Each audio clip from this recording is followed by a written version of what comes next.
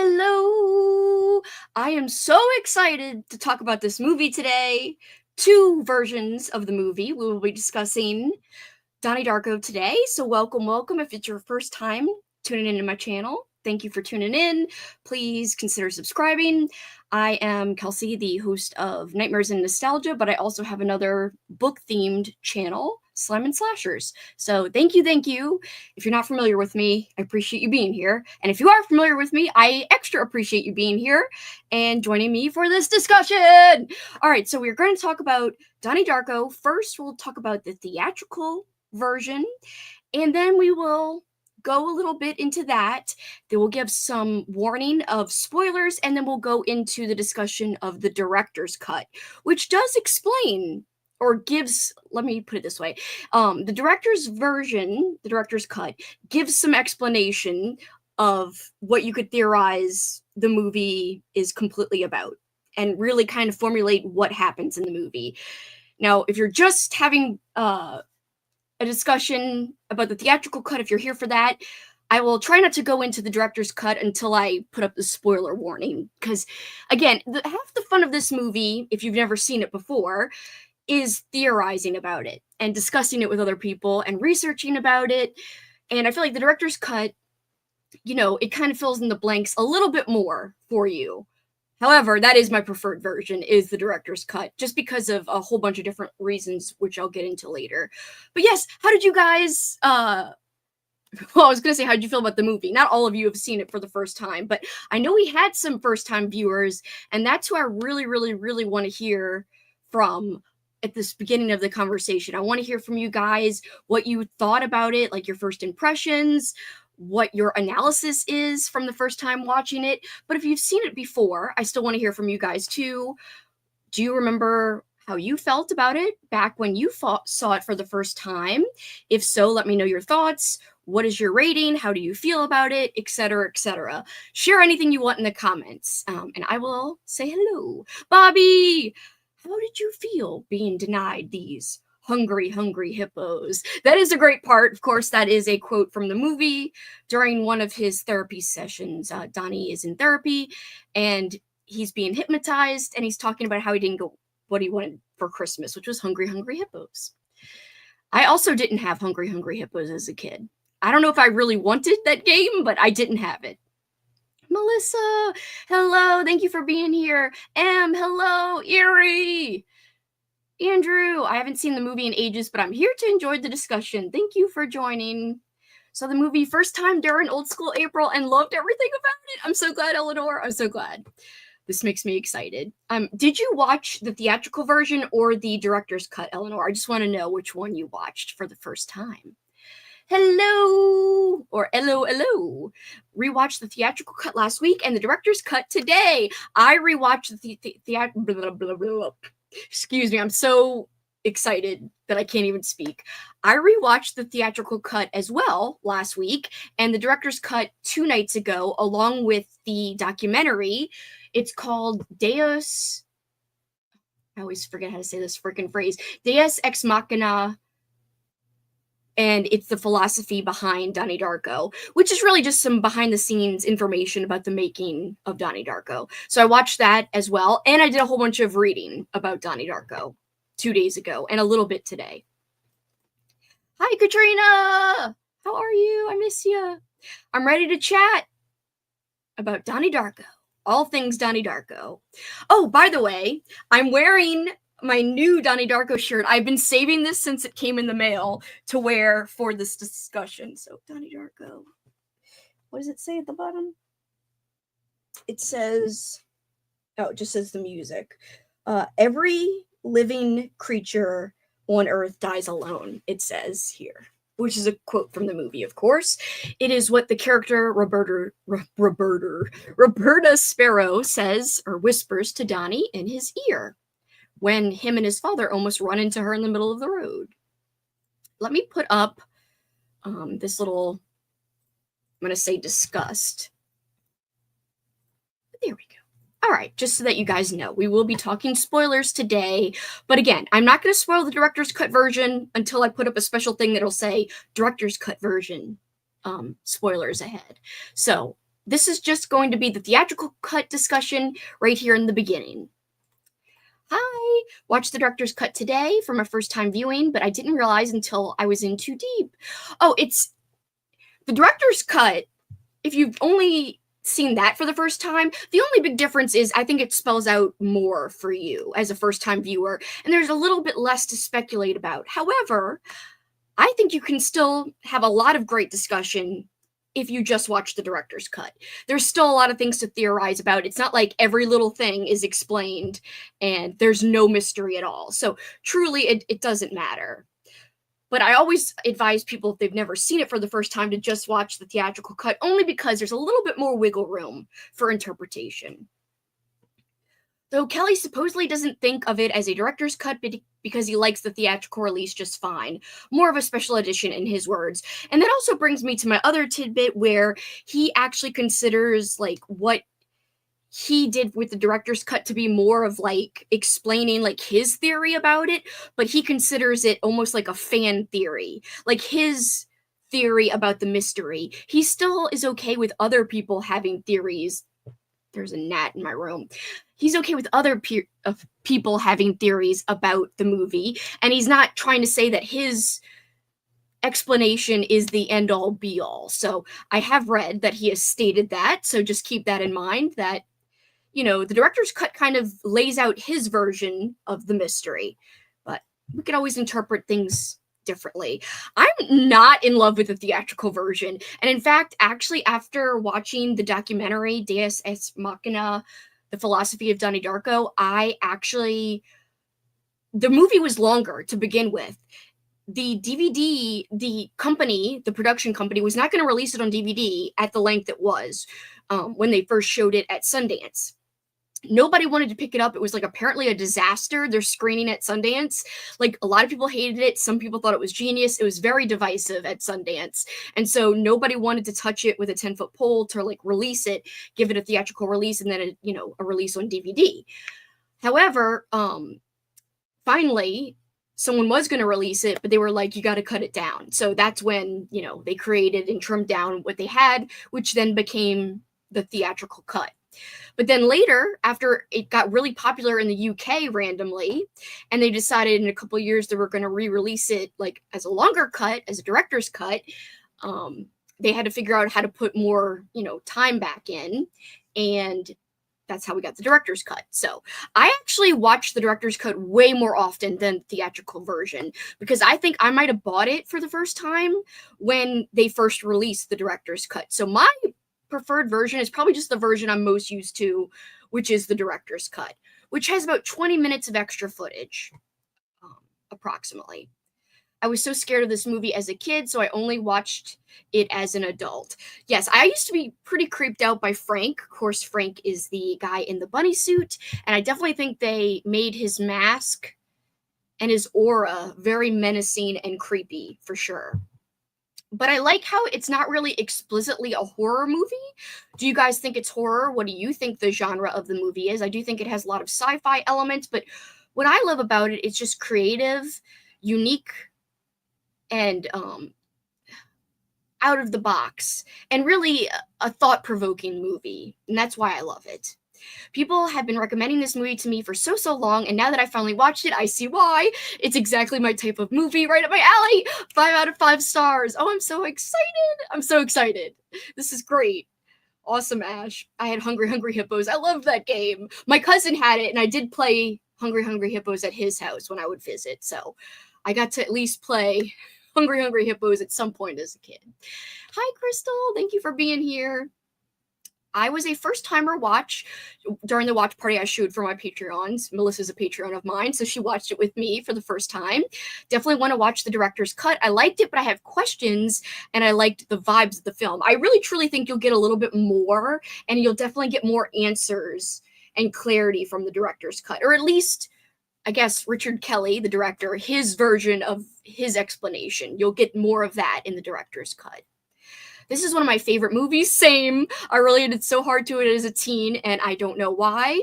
I gotta say, when I decided I was going to start a film club, I knew I had to include a discussion of Donnie Darko, because it's been a movie that basically made me want to talk about movies with other people since the first time I saw it. I was like, I need to freaking teach a class where I talk about Donnie Darko. And I feel like I've put so much emphasis on being so excited about talking about it that my talk will never go as perfectly as I hoped, because it's something that I've wanted to do for so long, is to talk about this movie, because it's such a rich film to dissect. So many themes you can break down, so many questions, so many visual things you can analyze and break down as well. It's not just about the actual like story and the dialogue that is presented, or even the fantastic music that is in the film. It's really about the visuals as well. There's a lot of things you can break down and look at about this movie. But yeah, this is a movie I knew I had to talk about, and I was just really excited that once I started this film club, I just was like, yeah, we gotta have Donnie Darko as one of the movies. It's like a no-brainer. I watched the director's cut for the first time the other day just for the discussion. Both get 5 stars, but my ADHD brain prefers the theatrical version a tad bit more. I know some people actually prefer the theatrical version because of the music cues.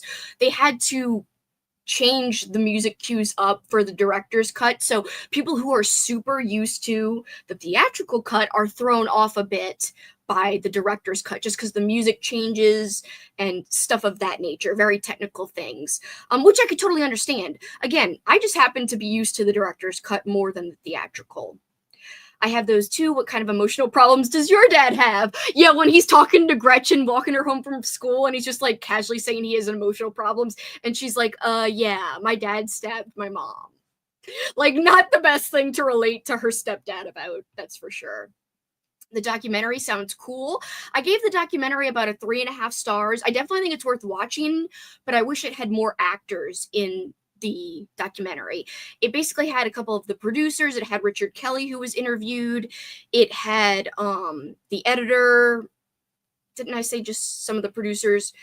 It had not a lot of the actors though. Jake Gyllenhaal, I always say his name weird. He was not interviewed. You know, a lot of the big stars were not interviewed for the documentary, but still, it gave a lot of behind the scenes information, including, did you know that they shot multiple versions of the ending, including, and this is what I just found out from the documentary. I can't believe I hadn't read this somewhere before or seen this.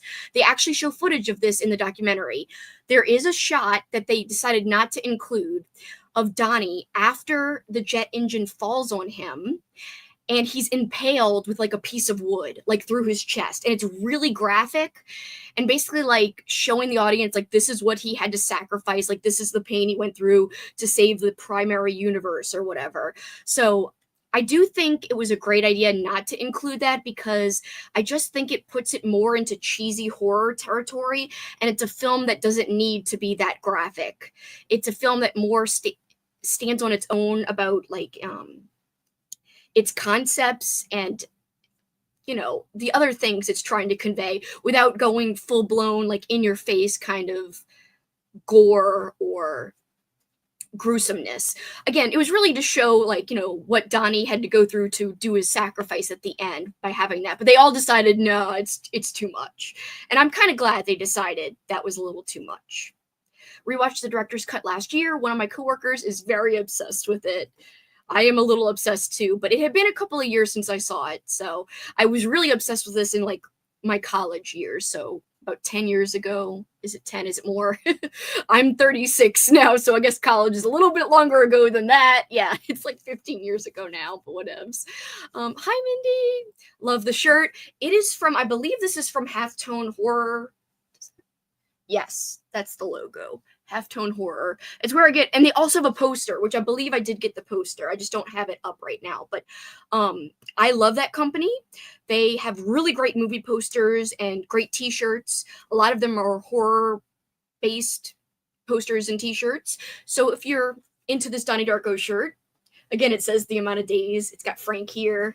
And they had different ones. It's not all just tie-dye, but of course I got like the gray tie-dye version. But there's other, like there's a plain black version, but I wanted the weird tie-dye. So yes, Halftone Horror, I believe.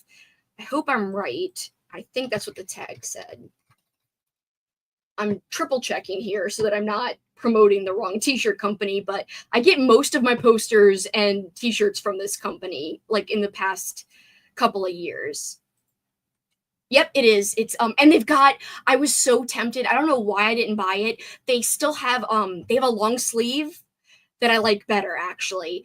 And I don't know why I didn't get this. Why did I not get this? Okay. So this makes me want to get it, but I did not get it. So let me present this to you to show you. Here we go. This is so great. So yes, Halftone Horror is the company, as you can see here. I really do like this company a lot. Highly recommend. And here is the fantastic long sleeve t-shirt, which has extra stuff on the sleeves. So they made me do it. They've got the Brief History of Time, Stephen Hawking's book. Got the planes going down. And I didn't realize, another thing that the documentary pointed out was that when this came out in the theater, it came out a month after 9/11. So like people were kind of put off about seeing a movie in the theater that had a part in it about a plane crash. Rightfully so, I guess, because of the time. But how unfortunate of timing for this movie to come out. But again, it really did well in the UK for some reason. It got a lot of traction there. And then that kind of trickled into it becoming more popular in America after that. So yeah, they also should still have the posters. Sometimes they'll sell out of the posters, but they're doing an Aliens line right now. Great t-shirt company, like I said. They also had an Ace Ventura. I didn't get the t-shirt, but I did get the Ace Ventura poster. Also, Are You for the Dark? I've got this shirt as well. They got a really cool Are You for the Dark shirt. If you're a 90s kid like me, you might enjoy that. But yeah, I'm pretty sure I bought the poster, but it might be out. Let's see. Is it on here? Dun, dun, dun, dun. I have so many of these, it's not even funny. Like I have this Shining one. I have these Home Alone ones that they right here. There's a whole bunch more. I got this Hellraiser one, but this is actually an alternate color version. I have the Goosebumps one. Maybe they don't have the Donnie Darko one anymore. But anyway, that is where I got my stuff, and I love it. So just wanted to shout that out. I love that shirt. Thank you. Hello. Thanks for being here, guys. I appreciate you. Thank you. If you're not subscribed to my film channel, please consider subscribing. This channel is still pretty low on subs compared to my other channel, and I know I haven't been doing videos. I'm going through some life stuff, so taking a mini break from making videos on both my channels, but I am still doing live streams. So if you're up for live streams, but I will be churning out more stuff soon. Yay, I'm so glad you guys like the shirt. I love it too. Love this movie. Can't believe Richard Kelly was only 25. I know, it's insane that he was like, apparently I think he wrote it when he was 23. By the time he like actually got to directing, I think he was like 24 or 25. But yeah, insane in my opinion. That it was his debut and that they let him direct this. And I didn't realize, another thing that the documentary I watched made me aware of is that Drew Barrymore was a huge proponent of this movie. She and her production company was one of the first like backers behind the movie and really very instrumental in making it happen. So thank you, Drew Barrymore, for having faith in Donnie Darko. So she's not just like a role in the movie. She's a huge part of, you know, helping it get made. I disagree with Roberta's. Why do I keep saying Roberta? Like, that sounds like 3. I disagree with Roberta's sentiment about every living creature on Earth dies alone. Very depressing. My first time watching it, and I watched the director's cut. Tell us what you thought about it. I own a Donald Darko t-shirt, not officially licensed, I imagined. Watch the theatrical version. That version is still fun. And one day, if you ever want to rewatch, you could always watch the director's cut to get a little extra info. Oh, I'm sorry, Marie. I hope you feel better. Poor Marie. I hope you feel better soon. I know everyone's saying, feel better, Marie. I think the high school parts were filmed in the suburbs of RVA. The director is from here, I think. I think it was all actually shot in California, but parts in California that looked like RVA. And the thing is, Richard Kelly did grow up there, and he wanted places in California that looked like there, but I believe they shot in California. Yay. Feel better. Yes. I can stay before I go. I watched the shorter cut with the watch party, and I have no plans to watch the longer ones. Oh, I can say, not stay. I can say before I go. I think sci-fi drama is a good, I don't think it's explicitly horror. I know at first they marketed this as a Halloween movie when it first came out, because I think it came out like in September or so, and so it does have a Halloween scene in it. Obviously, it does take place. It's set in the 80s in October, and I like that. And I've watched it for October time before in my life many times. However, I don't really exclusively think of it as a Halloween movie. I just think it's a great movie. Never thought it was a horror movie at all. Sci-fi drama, I think, too. I think that's a good category. My heart probably belongs to the theatrical cut for the same reason. It's the one I saw like at least 10 times before the director's cut, but I do like both. And without getting into spoilers about the director's cut, what I love about the director's cut that they add more of, they do add more of the time travel book by Roberta Sparrow, which kind of spells out mysteries. Again, that's not really a spoiler because I'm not going to tell you guys right now what it said in the book.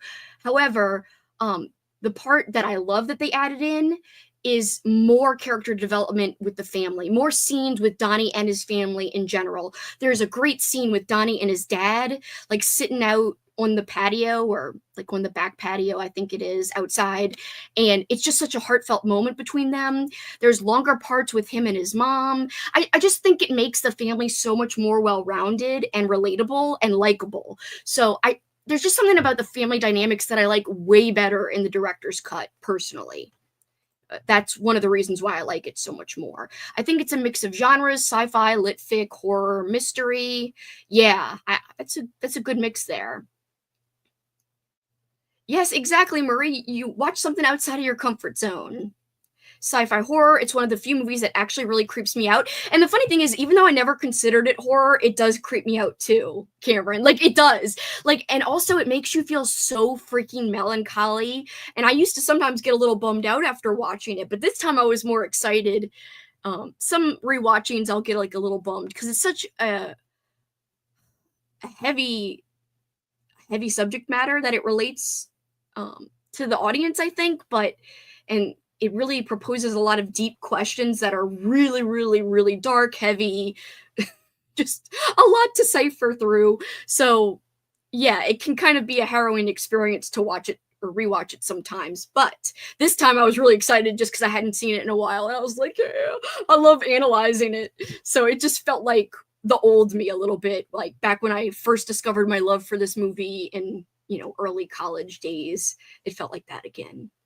It gets me all, exactly. It gets me all existential and leaves me with chills and feeling really, yes, exactly. I didn't even read the rest of that when I was saying the same thing. That is so funny, Cameron. Yes, same. It's one of my favorites as well. I truly think this is one of my favorite movies of all time, hence why I knew I had to have it as part of my film club for the first year. There was just a lot of reasons where I was like, I gotta have this be one of the movies. And I just think it's one of the movies like that exist, one of the most easy to talk about and break down. There's so much you can really talk about. Sci-fi horror, there's definitely psychological elements in there, agree. The genre ambiguity is definitely one of the things that I loved about it. Most media that I love is weird, trippy, and it fits into multiple genres. Yeah, I definitely think this also has some trippy, weird parts. Fun fact, Bailey in Fresh Hell is inspired by Donnie as well as Laura Palmer from Twin Peaks. I had no idea. I've always been drawn to teen characters with grim, unavoidable fates, very much influenced Bailey. That is so wonderful. Also, I love the discussion, and I don't remember if it's in both versions or just the director's cut, but the director's cut's more in my mind right now because I just watched that one out of the two most recently. I love when Donnie's parents are talking about how he just kind of missed getting hit by the falling jet engine plane and how, some people are just doomed and, it could have been Donnie who is doomed. But we know from having watched through the whole movie that he is, in a way, doomed. But he chose to be doomed in a way because he embraced his destiny. He sacrificed himself. He is a hero of sorts. And it's funny because Gretchen even says that his name is very superhero-like. And a lot of people compare Donnie to a superhero type of character, a comic book type of character in terms of a hero. Of course, not your typical, like, pure, everything is great, everything is perfect hero, but he's a flawed hero, and that's okay. I think that makes him really relatable. And I think because he's an angsty teen, it's kind of understandable that he's not perfect. I mean, what teenager would be perfect, It wouldn't make sense if Donnie was somehow perfect at that age. Anybody wouldn't be perfect at that age. Don't even ask me how I was at that age. I was terrible at that age. Definitely very far from perfect. Had a lot to work on. It was not as nice as I am now, that's for sure. But yes, I think people even call him a Christ-like figure. And we're going to get into religion discussion in a little bit because there are a lot of religious themes that you can glean from this story, from this movie. I like to discuss the themes of righting a wrong or setting the timeline correct because it seems to say that, spoiler, Donnie dying was the correct way, but I think it could be argued, hold on, I gotta see the rest, that him passing wasn't exactly better just because Gretchen survives. Well, I will say, so there's actually stuff that's been released that gives you more information of what happened after Donnie dies. So I don't know if this was on the Donnie Darko website, but when I was doing my research after my rewatches, I did find 2 articles, both written by the same woman, and these are from Medium, the website Medium, and they're written by Laura Stewart is her name. Is this the one? So she wrote one in, I think, during COVID times in like 2021, and she wrote one for the 20-year anniversary. So yeah, and in one of them at the end, she talks about stuff that you learn from, okay, so it says here, and this is in the one from,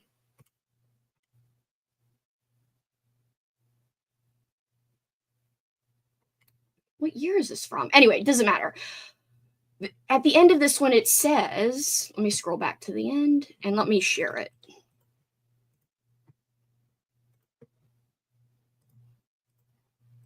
All right, here we go. Here it says, let me make it a little bigger for you. Tiny bit bigger. And one more. That's a little better. All right, the story didn't quite end with Donnie's life. The tantalizing official Donnie Darko website still exists with lots of secret portals to discover, including, so Jim Cunningham, if Donnie sacrifices himself, which he does at the end, then you can argue that Jim Cunningham never gets caught and his kitty porn ring never gets, corn. I hope I don't get flagged for that. His kitty corn ring doesn't get, discovered. However, it's revealed that he actually takes his own life a couple of days after Donnie's passing. And I think once you see him crying at the end of Donnie Darko, doesn't really know exactly why, but he feels like something happened there. So maybe like things came to a head. And so I think knowing that, you can kind of accept Donnie's sacrifice a little bit more, that Jim Cunningham was still, brought to justice in a way. He was still, not putting little kids in danger, etc., etc. what else does it say? Yeah, he was found dead on the 14th hole of the country club golf course on October 12th, 1988. So the same year that Donnie died, because I think Donnie died on October 2nd, 1988. So it says he apparently shot himself. Before he committed suicide, he cleared out his entire mansion, including his child pornography. The police found his suicide note, but nothing else. His dirty secret was never revealed. So it was never revealed that he did have this ring, but his body was discovered. He did indeed kill himself. And Roberto, why do I keep saying her name weird? Roberta Sparrow also died that same year, 1988. So December of 1988, just a couple of months after Donnie dies. And then there's a whole big thing, apparently, about the two teachers, of course, played by Noah Wyle and Drew Barrymore. So they apparently got married, had two daughters, but Noah Wile's character is killed in a hit and run. And I think it says it stated that they both worked for, that he worked for NASA and the CIA before becoming a physics teacher. So does that have any influence on how he influenced Donnie to kind of accept his fate kind of thing? Again, I want to hear people's, theories, especially first-time viewers. Did you guys feel like the story was cut and dry? Do you feel like you have your own theories? Just any first-timers especially, give me what you guys think.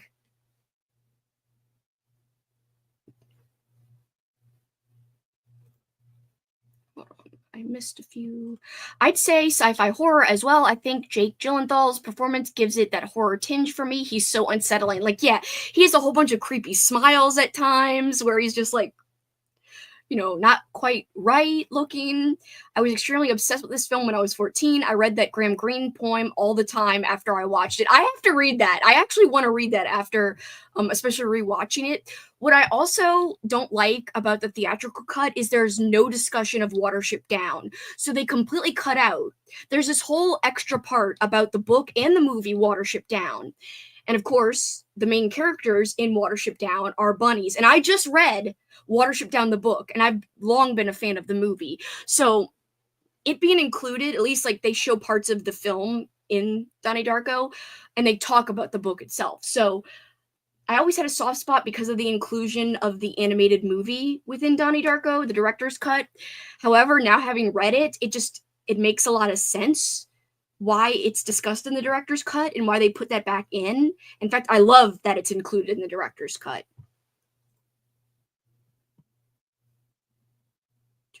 I know that is great tidbit, Cameron. I love hearing the inspiration behind your characters. That sad feeling Donnie Darko left me with as a teen planted a dark seed in my brain. I consider it to have a psychological horror bend, but it doesn't feel like straight up horror to me. There's so much to it. Agree. I'm a huge fan of the video game Life is Strange, and that is highly inspired by Donnie Darko. I didn't know. It was amazing to draw those connections while watching. I will have to research about this game. So many of those shirts on Halftone Horror look cool. Yes, they've got a great website. Highly recommend. It's not like it's not super cheap shirts or posters, but I always feel like it's worth it. To always, support smaller businesses, I think is something that's worth doing. As if Drew Barrymore wasn't lovable enough. I know, isn't it so cool how she helped make this movie happen? Honestly, without her, I'm not sure it would have been able to be made in the same way. Definitely 5 stars for me. I can't believe I never saw this until now. It's my vibe for sure. I'm so happy. I have quoted, "I doubt your commitment to sparkle motion" just this past week. I do love that quote. That's such a good quote. I worded that wrong. I love the movie 5 out of 5. Just no need for more details. Love the end. Now I really need to go. My head wants to explode. Oh no, Marie. I'm so sorry about your head. But I'm glad about a 5 out of 5. The patio scene was one of my favorites. I love that scene so much. And again, this isn't really a huge spoiler for those who haven't seen the director's cut, but essentially the dad, Donnie Darko sits down. His dad's having a little drink on the patio, and Donnie Darko's like, "I'm crazy." And his dad's like, "You're not crazy. I was crazy back in the day. You're not crazy. You know what? And people who think you are crazy, they're just bullshitters. And, they're just mad because, you make them second guess like the bullshit freaking people, the cycle of bullshit, essentially. And I was like, I freaking love you. I freaking love you. I love the dad. The dad's like one of my favorite characters. I love how even when Donnie gets in trouble, the dad can see like the humor and absurdity in the things he's getting in trouble for, like that it's not really a big deal. I feel like he's squarely in, and so is the mom. I feel like they're both squarely in Donnie Darko's corner. Now, did they handle everything absolutely perfect? Absolutely not, of course. But I do think they are very loving and very supportive when you really look at the film and analyze all the scenes between Donnie and them where they have interactions. And even scenes between the parents when Donnie's not around. Because there's another scene with the mom and dad out to eat at dinner, and they have a little funny interaction. And I just love that interaction too. Again, there's a lot of extra added family dynamic, character development type of stuff in the director's cut that I enjoy. I agree about the family dynamics and the convos that were included, extended, exactly what I'm saying right now, in the director's cut. When I found out the scene with Donnie and his dad isn't in the theatrical cut, I was glad I watched the director's cut because I liked that scene a lot. I know, I feel like that adds something to it. Like, I don't know, like just, I've never done it where I've watched the two in a row, back to back in the same month. So it's actually been a great experience to rewatch both versions in a row because I honestly didn't remember what was left out in the theatrical cut. So just having that really fresh in my mind is so interesting and fascinating. Some of the things that aren't in the theatrical cut that you're just like, oh no, like that context isn't there kind of thing. Yeah, that is actually my preferred version as well. It's interesting what they add and what they cut in the director's cut that the theatrical cut has, but I don't want to get ahead of the convo. Like, again, we're going to go there soon, and people might even want to stay for the spoilers of the director's cut. Where I would say you would want to leave the discussion is when I start revealing the time travel pages, because to me that kind of spells out the plot almost, or what you could, I guess, argue that the plot is. I need to bump Fresh Hell up my TBR. You do. It's so good. All right, it's a spoiler, but I started to work on my Halloween readathon, watchathon, activity-a-thon event. You guys know Halloween-a-thon. It's coming up. It's going to start in September and go through October. Again, all Halloween themed. And my host rec is going to be Fresh Hell. Last year, my host rec was Autumn Crow. This year, it's going to be Autumn Crow High, Fresh Hell. So yes, that's going to be my host rec for this year, or one of them. Each like person on my little map, my town map, gets 2 book recs and 2 movie recs. So one of my book recs is Fresh Hell. So you could always read it in October or late September, and it would work for Halloween-a-thon. Donnie is kind of a different kind of tragic hero. In the Greeks, they bring about their deaths by trying to defy the oracle, but Donnie helps it along to save the world. An interesting twist. But he could have decided not to, in a way. However, there were some forces that seemed to want him to fulfill his, quote, destiny. Again, this movie kind of brings up, is there such a thing as free will? Is everything predetermined? There's a lot of big questions that arise when you watch this movie, especially I think when you watch the theatrical version. Well, and when you watch the director's cut. I loved how it's 80s, but it's not like over the top 80s. Yeah, like if you really weren't paying close attention, you wouldn't necessarily know it was hardcore 80s. Like there's not like a lot of like super 80s looking clothes in a way. I mean, yes, you can tell it's 80s, but you got to look and pay attention close. Like there's a lot of other movies that just feel a lot more 80s to me than this one that's set in the 80s does. Yes, I love that she's reading Stephen King's It. It's great. And the Dukakis talk, of course, political stuff. One of my favorite Patrick Swayze performances. He uses his persona and likable image for this guy who is just terrible, and him at the end, just great. I love his performance as well. And apparently, so before they even started principal photography on Donnie Darko, which they only did in 28 days. They shot the movie in 28 days, by the way. They only had a 28-day. This is like stuff I learned from the documentary. So if you saw the documentary, excuse me, I'm giving you info you already know, but in case you haven't seen it, they only had 28 days to film. But before the 28 days of principal photography, they actually filmed the little Jim Cunningham like VHS tape where he's talking about fear and love at Patrick Swayze's estate. And his wife was like, oh, these are these are Patrick's clothes from the 80s. So he actually wore his like some of his 80s clothes for those VHS segments. And those were shot at his house or estate, whatever you want to call it. So that's kind of funny. And Richard Kelly kind of cut the dailies together, and they were all at a party at Drew Barrymore's house, I think it was. And he showed them the like Jim Cunningham tape. And one of my favorite parts is how they interview this woman, and at the end of her interview, the mic dips in, like the boom mic dips into her frame, like over her head a little bit. And I love that little kind of touch because, you know, a cheesy guy like the character of Jim Cunningham would totally not have high production value. Like, you know, you would expect to see a production flaw like that on one of those cheesy motivational speaker type of videos like that. So that was such a fun, like nice little touch that they had the mic boom dip in. It was so good. It was so good. Talking about the Jim Cunningham stuff, it's really interesting how it all brings up conversations of fate, predisposition versus free will. It really is interesting. And I think even if you watch the director's cut, which again gives away more, I think you can still have a big discussion about free will. Is everything predetermined? And also, who is pulling the strings behind the scenes to try to correct this time loop or this tangent, whatever you want to call it, this tangent universe? I don't know if any of these things make it a good timeline, plus it could be argued that not being included in the film enables it to be disincluded. I guess you mean because of him apparently committing suicide.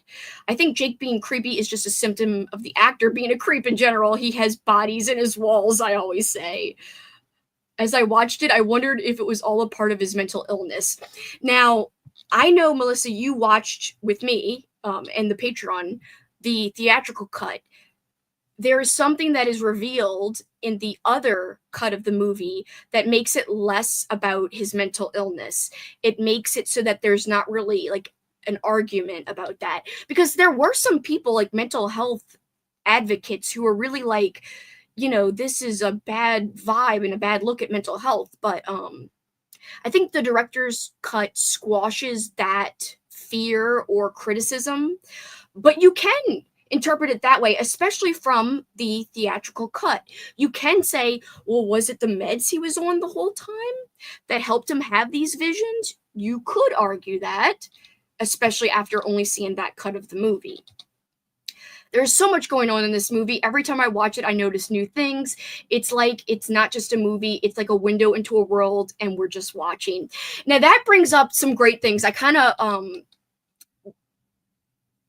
I'll save it because, again, it's more getting into the director's cut, but there is an argument where some people are saying that, you know, who is the big force at play wanting to write the glitch in the universe, the, you know, the tangent universe being created? Is it a god? Is it aliens? Is it a simulation, a glitch in a simulation? So a window into a world and we're just watching. Anyway, there's arguments all over the internet about like what is at play and pulling the strings behind the scenes.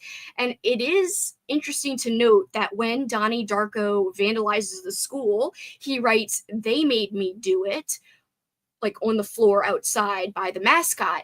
He doesn't write, "He made me do it," as in Frank. He says they. And you could argue, especially if you watch the director's cut, that they is just the manipulated living and the manipulated dead. Or you can go a step further and say they is the people behind everything, like maybe aliens, or you could just argue that it's a whole bunch of different things, possibly pulling the strings. Having only watched the director's cut, whoa, that's wild that there's nothing about Watership Down in the theatrical cut. I can't imagine that not being in it. I know, and I couldn't even believe it either. So when I was watching it, like, I'm not forgetting that, Melissa, right? You don't remember anything being mentioned about Watership Down, right? I just remember Drew Barrymore's parts were less in the theatrical cut. The inclusion of Watership Down, I think, also indicates there is no right or wrong choice. There is only death and the choices we make as a response to it, like them rabbits did. I also do love what Watership Down brings into the conversation about the movie.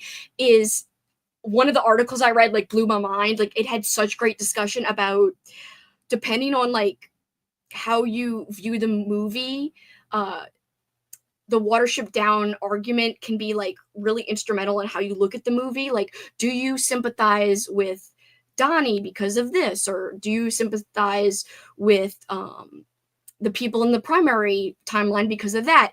I got to read the article to you or like share the link. It's so good. Hold on, I will do that in a second, but it's so good. Um, I'm changing my stance. The director's cut is better because of the family dynamics and extra scenes. You're right. I think my issue was my eyes couldn't focus on the pages of the book. I actually did have to pause when the pages came up. So I paused it and I read, because it'd been so long since I saw that cut that I had to like remember what the pages said. And I think if you go, or at least back in the day, if you went to the website, it would show you the full page. Whereas in the movie, it like shows part of the page.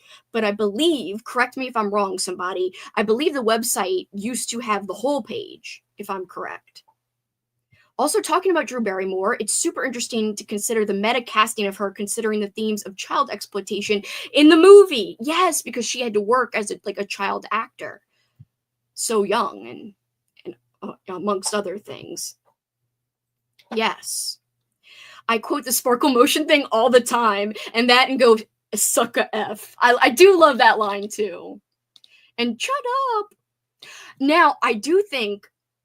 I'm gonna stop. I'm gonna stop. I keep like trying to jump into the director's cut conversation, so I will stop. But his dad is awesome. My adult kids and I both love him. His mom, amazing. What a family.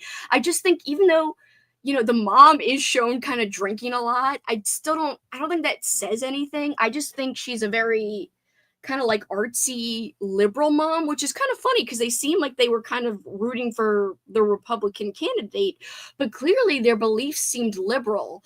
Like, when they were trying to ban books at the PTA meeting in the movie, and the mom is like, what are we really discussing here? And do you even know who Graham Greene was? She thought he was an actor, not like a freaking like famous freaking writer. Anyway, insane. Basically, my point is I think his parents are kind of incredible. Mary McConnell is so brilliant. That is the actress who plays Donnie's mom. That scene, what's it like having a wacko for a son? And she says it's great. Or when she's talking to Dr. Thurman, yeah, it's like she gets tears in her eyes when she says it's great about having a wacko for a son, and then she gets like the uncontrollable tears where a little bit runs down when she's talking to Dr. Thurman. It's so freaking good. And you know what's crazy is Dr. Thurman, of course, it's the actress who played one of the love interests from the movie The Graduate with Dustin Hoffman. And I'm a big fan of The Graduate, like a huge fan of The Graduate. So she hadn't worked in acting in many years, maybe even since like a little bit after The Graduate. Anyway, the actress came back to play Dr. Thurman after many years of not having worked in the movie business. And I think it's kind of interesting. I don't know why. She kept sounding very familiar to me. And I was like, is she related to the actress who plays the mom from Dawson's Creek?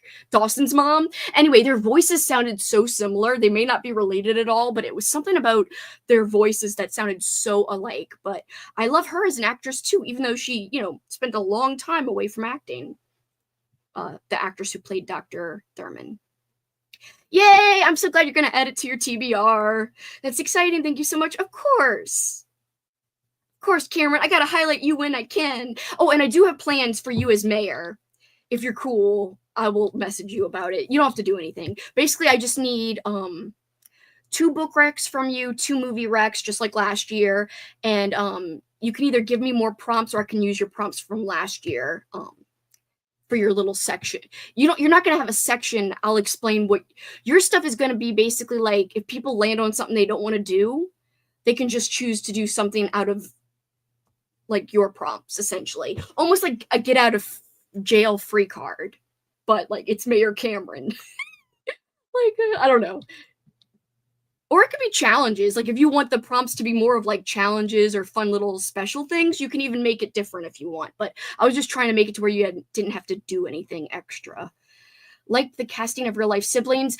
Actually, Jake, I think, pushed for that. In the documentary, they revealed that he was like, my sister's an actress. And at the time, Maggie was just a stage actress. She had not done movies. And apparently, when Maggie went to audition, she was actually trying to convince the director, Richard Kelly, not to hire her. She's like, you don't want me to be in this. You don't want me to be in this. But I love it how they're really siblings, and Richard Kelly loved it too. That's one of the reasons why he kept saying, like, I'm gonna cast you, because it's like you got the dynamics there already with Jake, and like you're great. And the reason, you arguing not to be a part of it is just making me want you to be a part of it even more. So reverse psychology, I guess. I think the Cunningham parts were the most 80s. Oh yeah, definitely. And the Smurf talk. Yeah. And you know what's funny is there's a big theme, and this is within both cuts of the movie. I think one of the biggest themes of the movie is isolation, and there's like a coming of age kind of vibe to the movie in a way, even though of course it's got its sci-fi and horrific elements, and it's deep analytical it's deep analytical moments.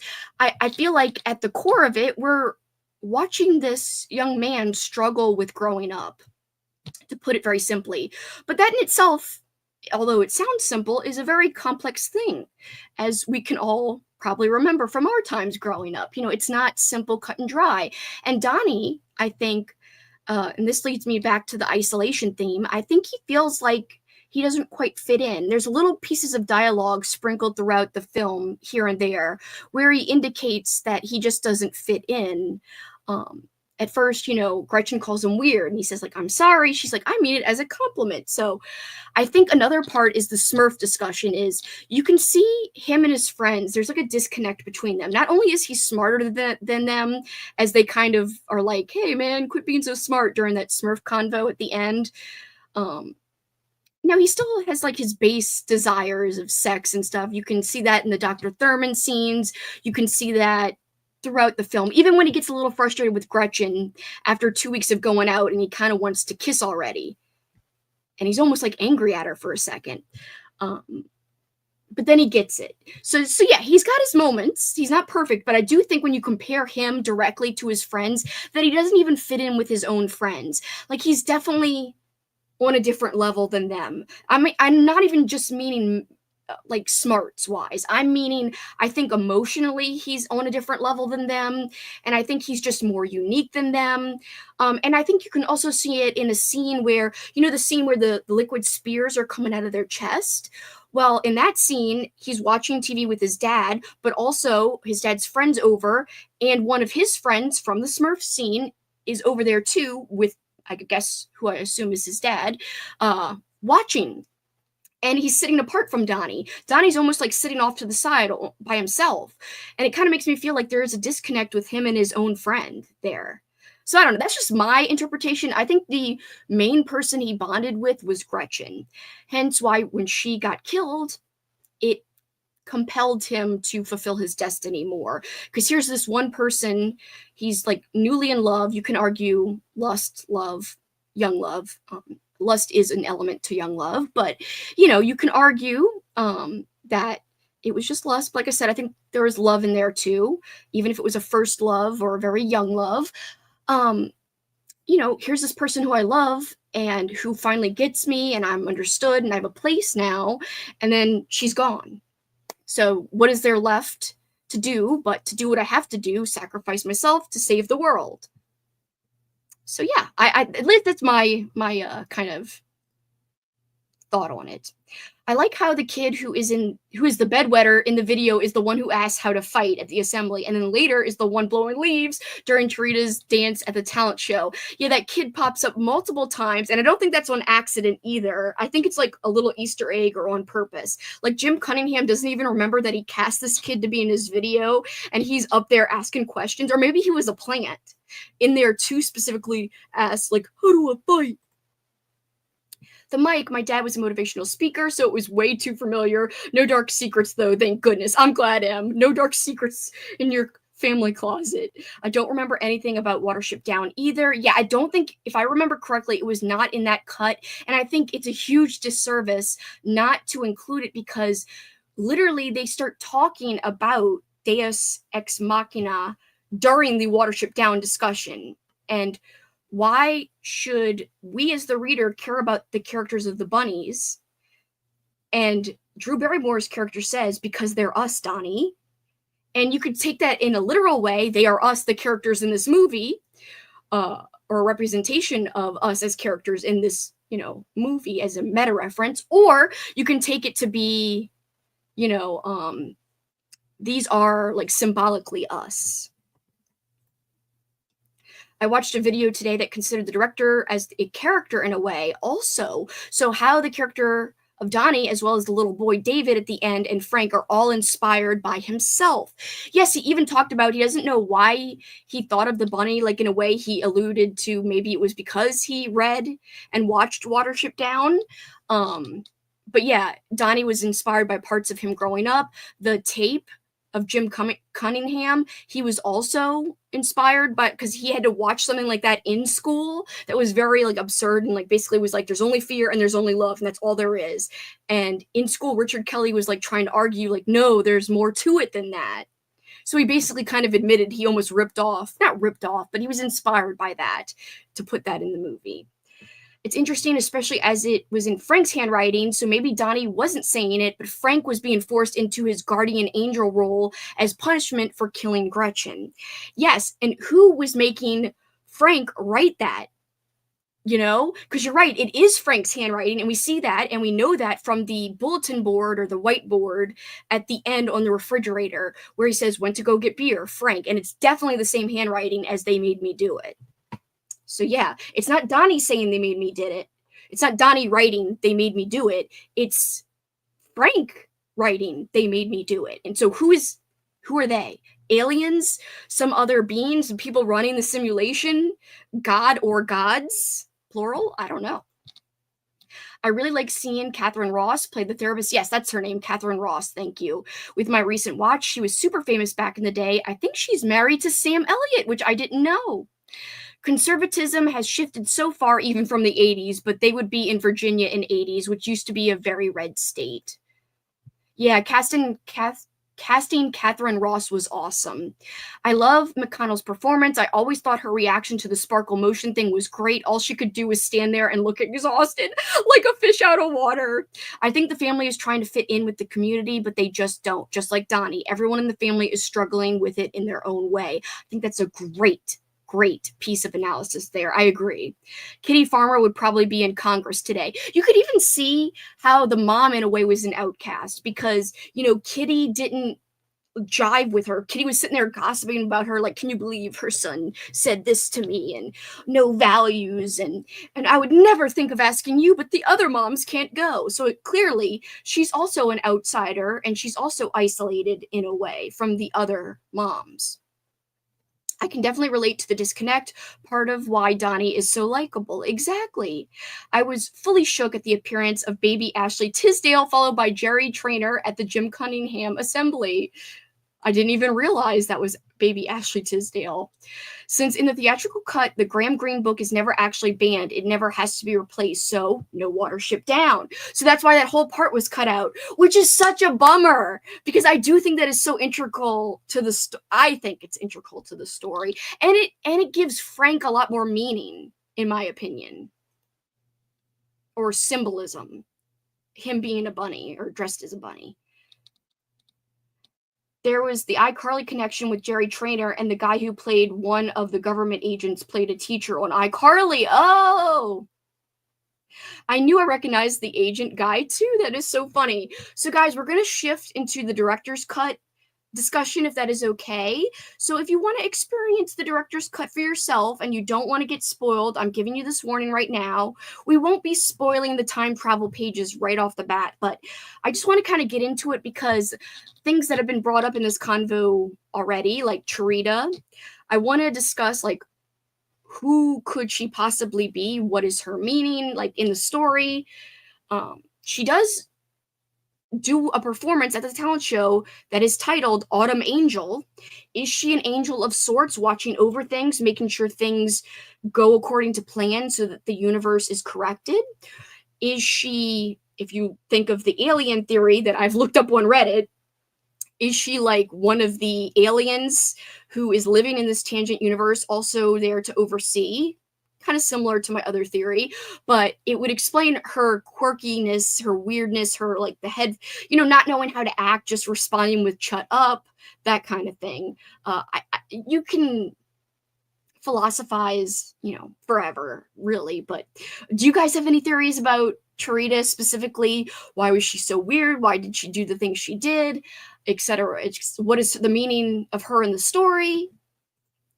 One of my favorite moments is when he tells her that things are going to get better for her. I love that moment too, when she runs and then he sees that she has a crush on him, like because she wrote his name on her book.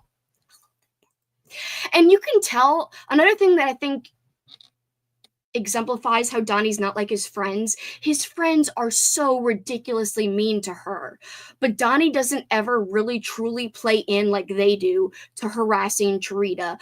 Like Donnie even says like lay off at one point to one of his friends when he's like really going ham on her. And then, later by saying everything's going to work out for you, you're going to be okay.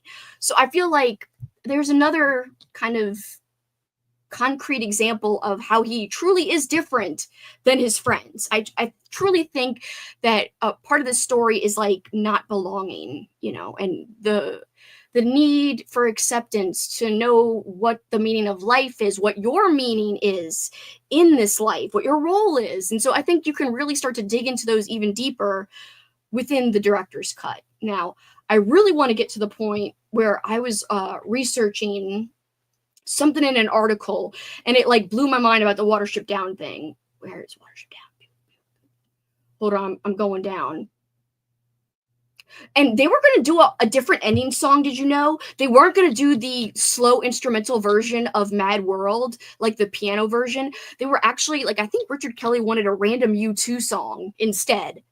And the music composer or the music director for the movie was like, I have an idea. Let's do Mad World, but like a slow, sad version with somebody singing. And he just recorded it with this singer in his basement. And they were like, here's the song. And it's like, it's perfect. It like, can you imagine any other song being like at the end of that movie? No, it's like it was created for the movie.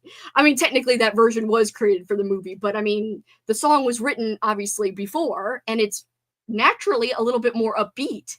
So I just think it's so great that the music guy was like, yo, let's slow it down. Genius, freaking genius. And this is the magic of movies, is when things come together so perfectly, it's like, wow, it kind of blows your mind a little bit. Like every little thing has to fit together perfectly like a puzzle piece.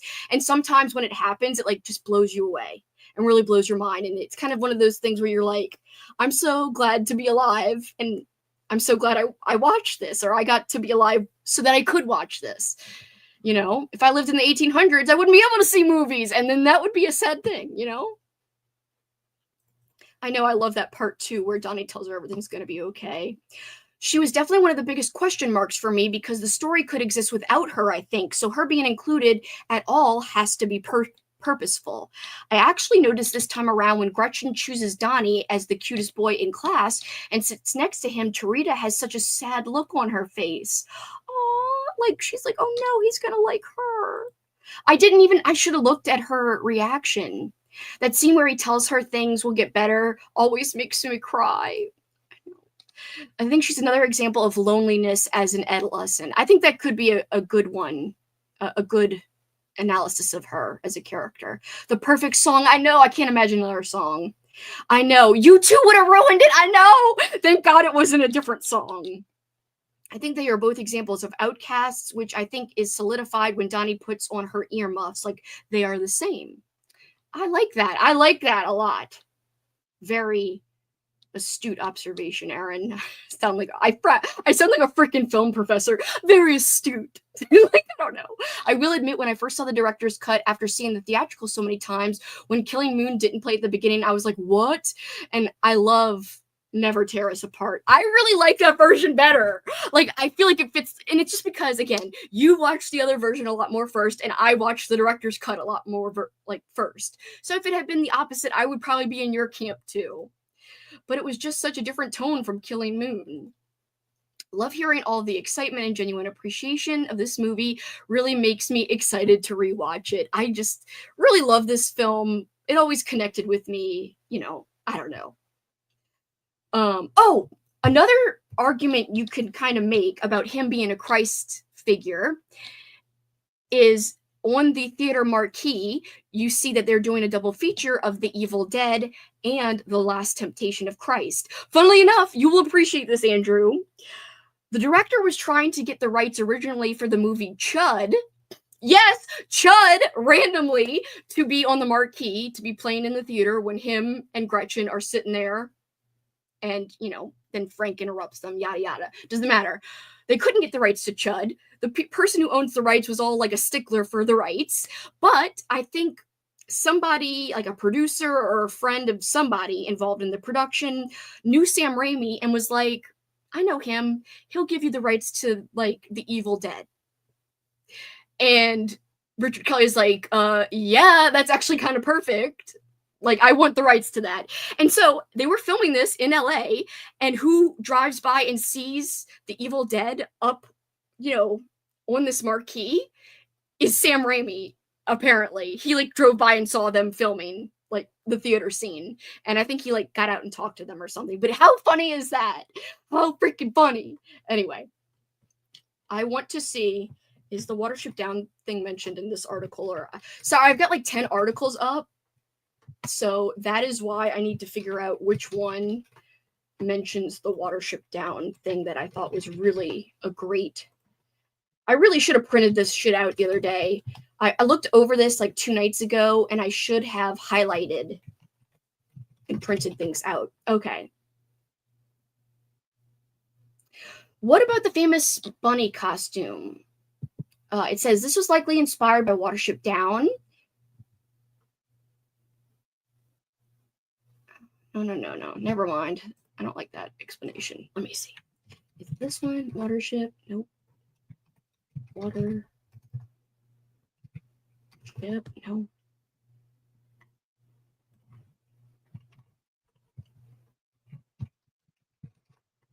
Where is it? Anyway, it was basically about how, I don't know if I could say it as eloquently as the article I looked up did, but it was really wonderfully said. In fact, maybe down would be in there.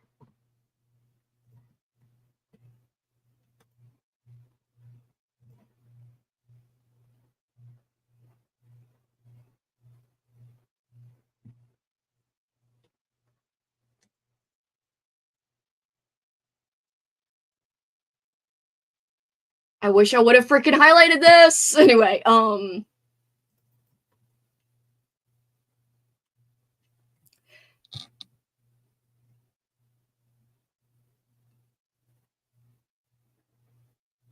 on. I'm almost there.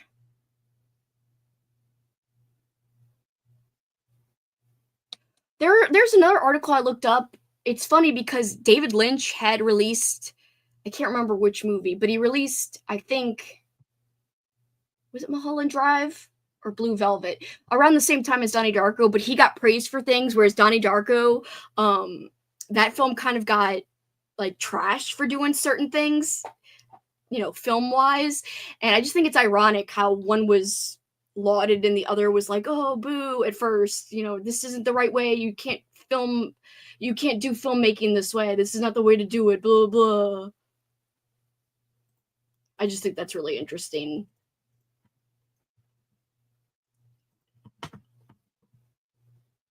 Yes, that might be, it might have been Mulholland Drive.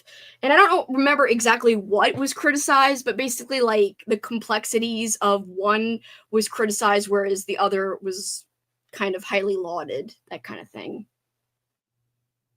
I know! Well, this is an argument. So again, these are spoilers for the director's cut, but the argument is because one of the time travel pages says that the manipulated dead, aka Frank and Gretchen, the two people who would die in the tangent universe if things had not been righted, they're the manipulated dead. The manipulated dead and the manipulated living will do whatever to help the living receiver accomplish their goal of righting the timeline. So Gretchen, no normal person would fall asleep during Evil Dead. So the argument is, like, we don't know what causes her to fall asleep, but it is in, like, the cards the predestined cards, you could say, for her to conveniently fall asleep, because that needs to happen for the, right things to keep occurring so that Donnie can then fulfill his destiny, his greater destiny. Donnie also calls Cunningham a chud, but personally, I am glad it ended up. Oh, I'm definitely glad it ended up being Evil Dead and not Chud. Can you believe that? Can you believe it? I'm geeking out over everyone's clever observations. So glad to be here. Thank you guys for giving me an excuse, because I know it's already over an hour long and I still want to keep talking if that's okay with you guys, especially if you guys have more analysis to convey or more things you want to bring up, questions even if you have questions, let me know. I was wondering the same thing, Katrina. I could never, especially in a theater. Again, and she conveniently wakes up the second he gets back from burning down the house. All he does is barely touch the popcorn bucket and she wakes up. So I don't think it's a coincidence like, oh, that just needed to happen for the movie plot to go forward. No. I think it's like whoever's the puppeteer behind the scenes, you could argue again, God, aliens, is a simulation. So whoever's running the simulation or created the simulation, whoever is ensuring that Gretchen falls asleep so that the things that need to happen can happen for things to be corrected in the timeline. So yeah, exactly. Because there's no way. Who else would fall asleep during that movie? And like it's the beginning of them dating and they just kiss for the first time. Like they would be making out. Come on. Or just into the movie. Either or. So yeah. I did feel like there were a lot of Lynchian moments. Like I came upon this article that did compare Lynch and Donnie Darko. If you guys want to look at it, I'm sharing the link to that. You can read that afterwards. But that has some comparisons between Lynch specifically and specifically Donnie Darko. So I think that's kind of interesting. All right. Also, another thing we could kind of discuss is what possibly could have been the cause of the disruption slash the creation of the tangent universe. Now, the part of the plane falling is the result of whatever happened to cause this rift. We don't know we could speculate forever what happened to cause the rift, but one of the consequences of this disruption was the extra part of the plane falling. Maybe to Gretchen, living with her stepdad, evil dead, was nothing. I guess that is actually a good point there, and that actually is very good point. Granted, her life was far from boring. I would have been exhausted too. That does make sense. She fell asleep because she had to for the dominoes to fall correctly. Oh, I'm sorry, I'm clicking and unclicking. I don't mean to do it. Anyone else find it interesting that at the end, when we see the characters waking up, that Karen Pomeroy is sleeping, but I don't never know how to say his name. Noah Wiley's character is awake. I do find that interesting. I wonder if that has any significance. But again, in the lore that Richard Kelly has put out there, I guess in his like fictional Donnie Darko world, he dies. And he also has a mysterious past, having worked for the CIA and, other corporations. Was he even more knowledgeable what was going on behind the scenes? There's a really great article.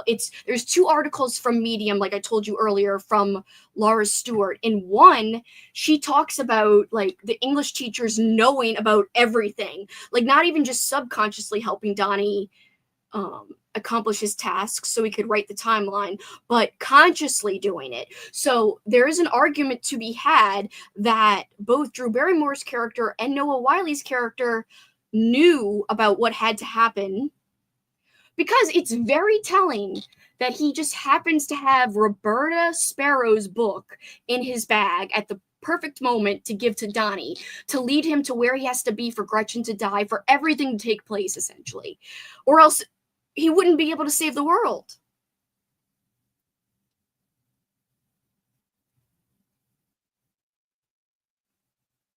Hold on. Dun, dun, dun, dun, dun.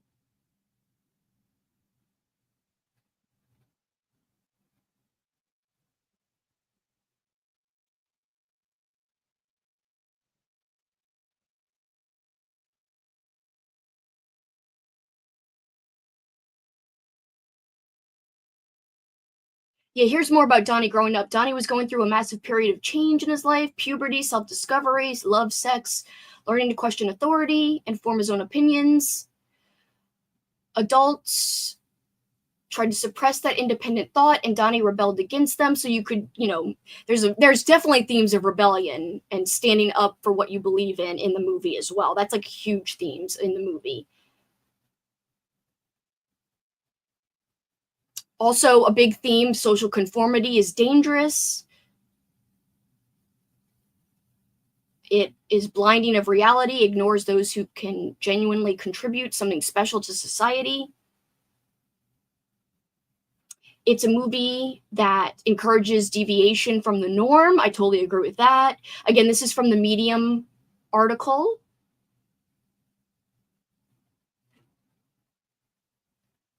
Let me like share both of these because these are really great articles that I loved reading the other day. I just really enjoyed them. So I'm sharing both of the articles by the same person. And one of the producers said that one of these articles by this girl was one of the best analyses of the film that he has read.